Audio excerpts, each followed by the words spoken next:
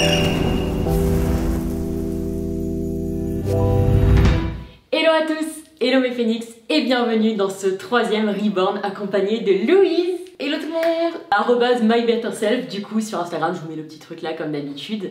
Louise, je suis trop contente de te recevoir enfin ici, pour une fois on n'est pas à Paris chez toi. Ouais, normalement c'est moi qui arrête pas de la faire venir à Paris pour tourner des vidéos pour ma chaîne et là on est dans mon petit fois studio, que je vais chez toi. Trop contente de te recevoir. Du coup pour ceux qui ne te connaissent pas, est-ce que tu peux te présenter?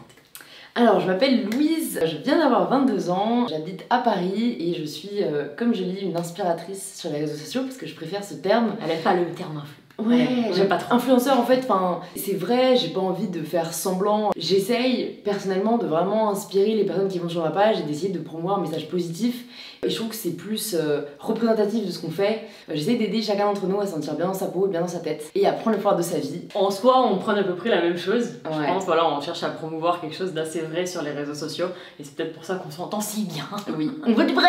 On veut du vrai. Donc Louise, on est là dans Reborn. Et pour moi, c'était intéressant de revenir, parce qu'aujourd'hui, tu prônes un vrai message d'acceptation sur la fille que t'étais avant. C'était quoi ton rapport au corps? Alors, j'ai eu un rapport au corps assez conflictuel parce que déjà j'ai une sœur jumelle et grandir avec une sœur jumelle, tu es constamment comparé à quelqu'un d'autre. Je trouvais ma sœur jumelle vraiment plus jolie que moi et comme on vit dans une société qui donne une importance très forte au physique, ou du moins surtout au physique des femmes, je me suis rapidement sentie moins bien qu'elle, différente, donc pas assez bien, et c'était assez partagé en fait par ma grande sœur qui a un peu décrété que de toute façon moi j'avais pas le physique mais j'avais autre chose, voilà, je réussissais bien à l'école et donc en fait ça a été une espèce de complexe intériorisé de juste voilà moi je suis pas jolie, c'est dès l'enfance dès l'enfance, et vraiment tu vois c'était pas des pics qui peuvent être méchantes et blessantes, mais t'arrives peut-être à te dire c'est juste de la méchanceté gratuite. Moi tu sais c'était vraiment ma grande sœur qui me disait bah oui Louise toi c'est vrai que t'es pas la plus jolie, t'es pas très jolie mais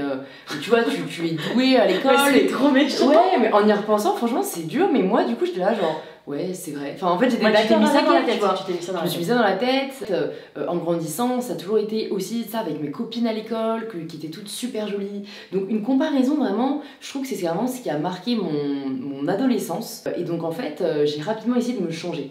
En fait je trouve que quand tu vis juste ton adolescence, que tu grandis et que tu te poses jamais les questions de pourquoi est-ce que je me trouve moche, qu'est-ce qu'il a vraiment mon corps qui va pas, est-ce qu'il y a vraiment quelque chose qui va pas, en fait tu vis juste dans ok je vois des filles comme ça, je trouve ces femmes là jolies parce que c'est ce qu'on me projette, qu'est-ce que moi je dois changer chez moi parce que c'est forcément je voyais comment j'étais, il manquait quelques trucs pour avoir le physique que j'aimerais vraiment avoir, donc il fallait que je m'insiste un peu, je voulais avoir un nez vraiment plus petit, mes oreilles étaient trop décollées, j'avais la peau trop blanche, enfin tu vois, que les trucs que je me disais un peu comme si j'avais été un peu ratée. Je te jure, vraiment, je me remets dedans parce qu'on va en parler après, mais j'ai plus du tout cette vision-là. Mais du coup, moi, ce qui a vraiment marqué mon rapport au corps, c'est cette impression de pas être assez bien. Je le dis parce que je sais que parfois certaines personnes me disent ou disent à d'autres femmes mais toi, je vois pas pourquoi t'as pensé ça, regarde, t'es très bien. Il faut comprendre que les complexes, c'est irrationnel par nature.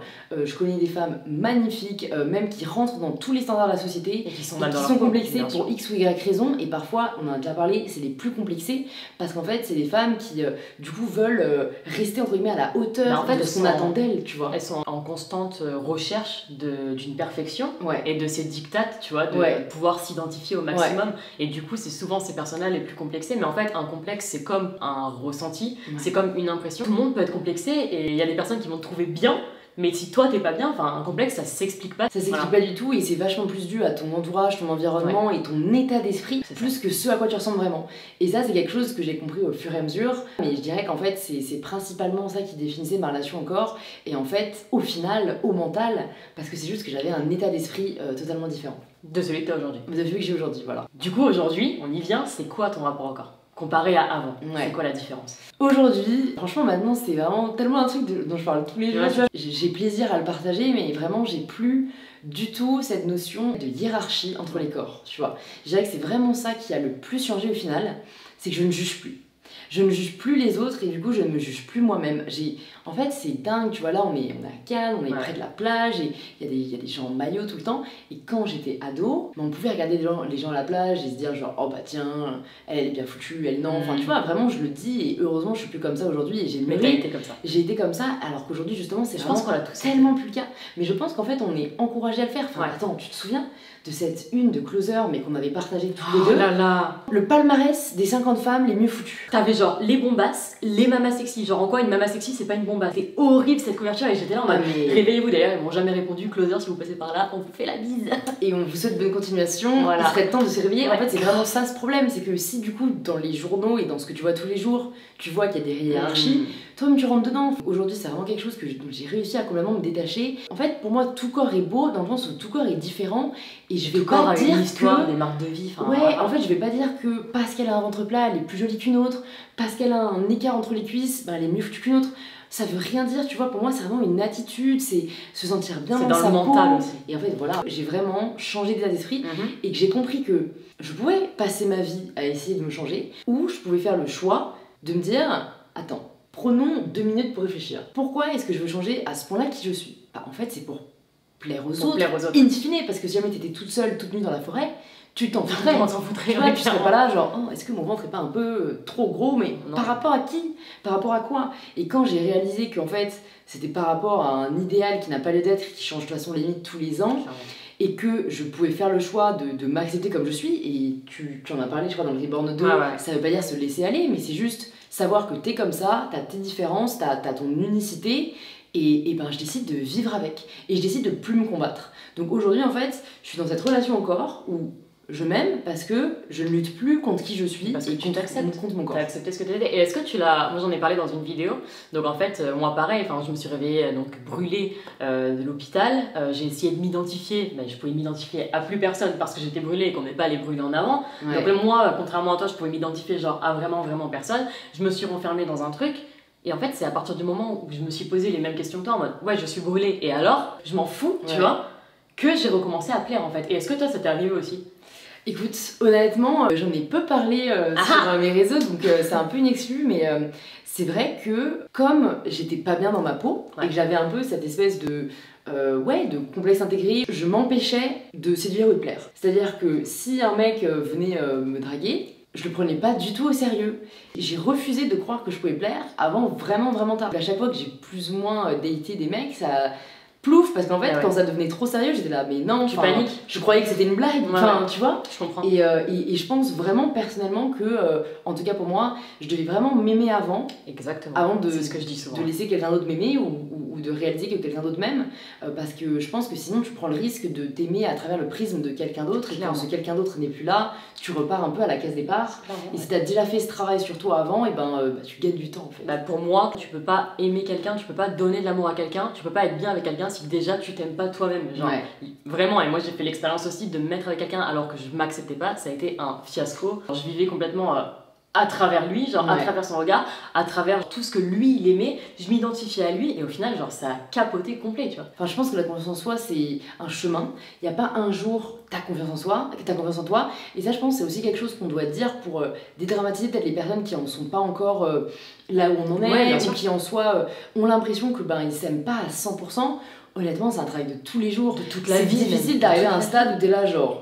Est-ce que toi tu as ce stade-là déjà? Non, parce que je trouve que c'est utopique en fait, et j'ai plus, en fait pourquoi je suis à l'aise avec cette idée, parce que je ne la recherche plus. Voilà, tu vois, je me dis plus il faut absolument que je m'accepte à 1000% pour être bien dans ma peau. C'est aussi se dire oui c'est cool d'être bien dans son corps, dans sa tête et tout, mais voilà, pour moi c'est vraiment plus important de s'accomplir ailleurs qu'à travers la recherche d'un physique parfait. Petite question comme ça, qu'est-ce que tu voudrais changer? Que ce soit chez toi ou genre dans la société, enfin dans le monde dans lequel tu vis, si t'en avais le pouvoir. Genre là, si je te donne un super pouvoir, tu peux faire ça, qu'est-ce que t'aimerais changer? Je déteste toute forme d'injustice et de discrimination.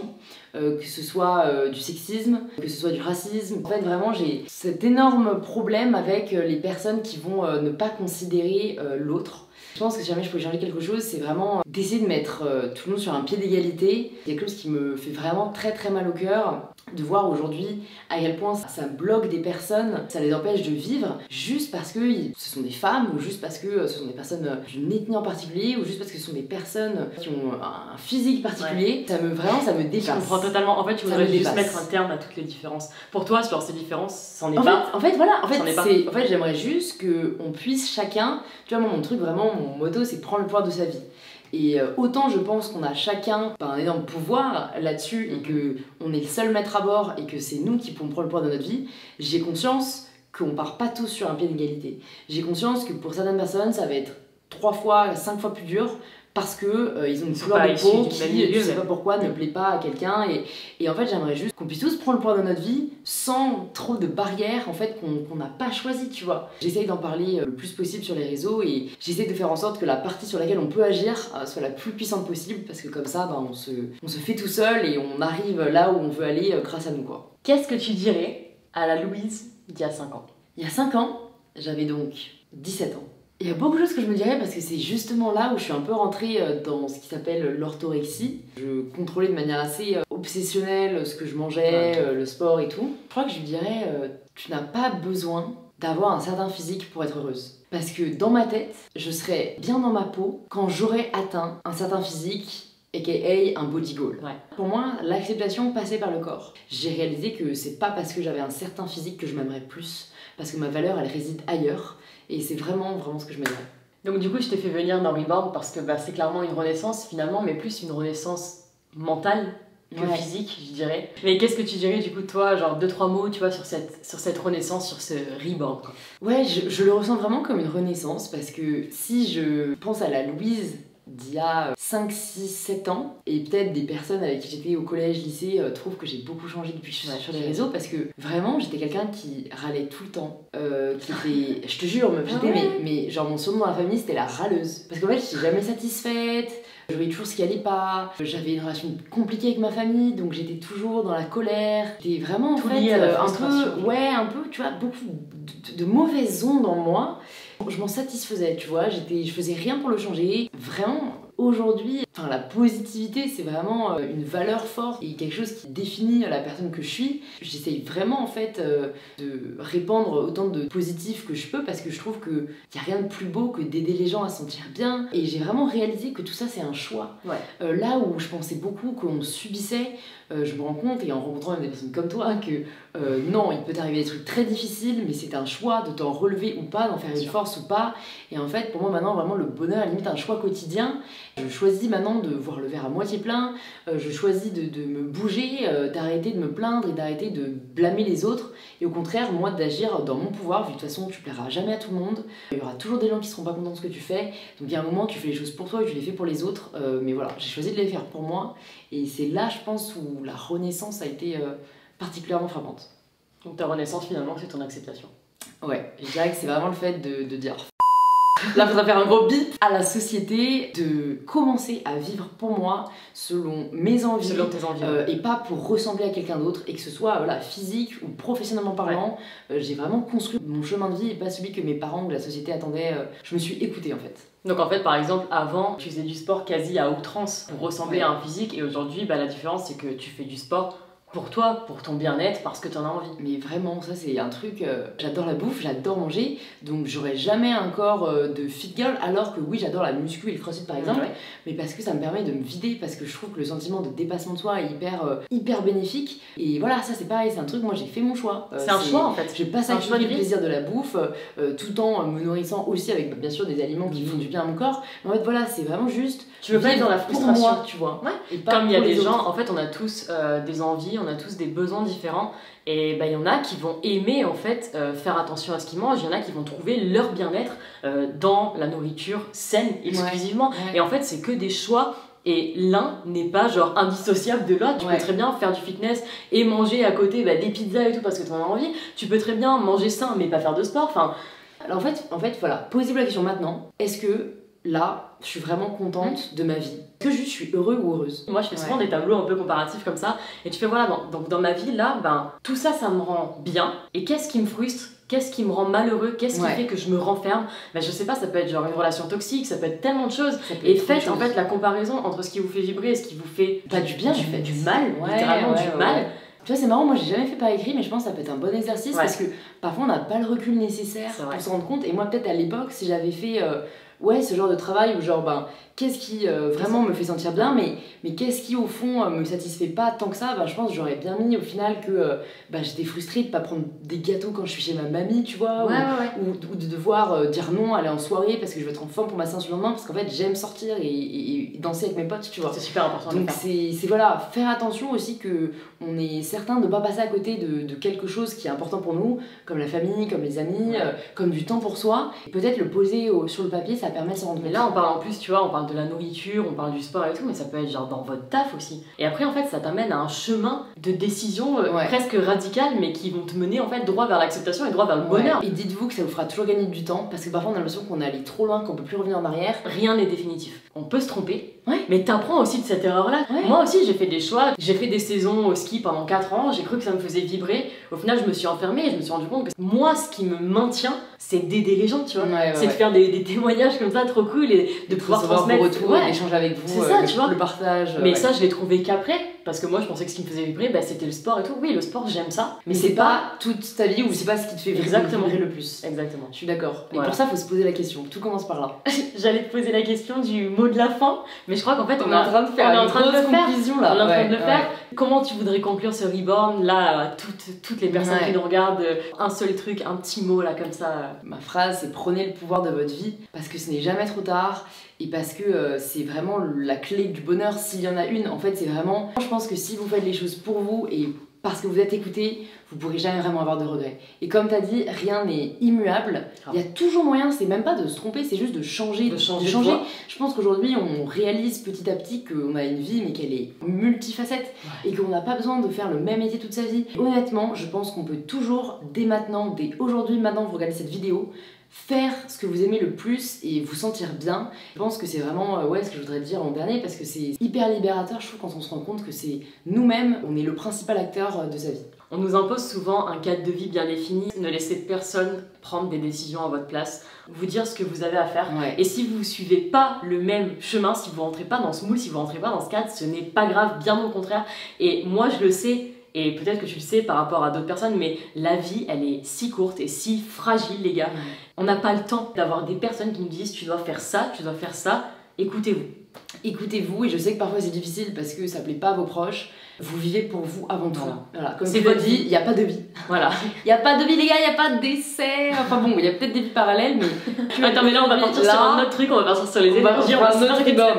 Mais en tout cas, essayez de profiter au maximum de celle-ci et ça commence dès maintenant. Ça commence maintenant. Merci de nous avoir écoutés jusqu'à la fin. Merci Louise d'être venue dans mon petit studio YouTube avec pour plaisir. ce Reborn. Je vous mets les liens Instagram, YouTube, tout ça dans la description.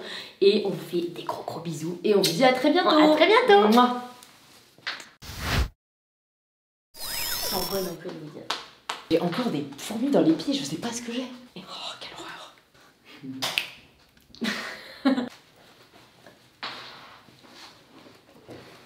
2000 feux. Bah pourquoi pas. 2000 phénix. Excellent. Bon bref.